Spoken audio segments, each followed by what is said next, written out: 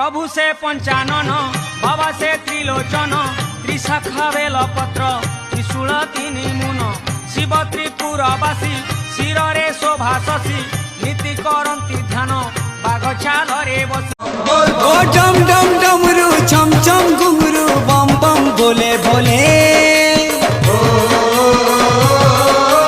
बम बम बोले बोले मामा माँ के सरबन चाटे बम मंदे उले मुई बाबा के बसई छे देखु छे ताहके ओटी पहर ता लगी हसू छे ता लगी कानू छे बाबा दया बिने सब असर बोल बम जिमा चलो नहीं करो चुना नमो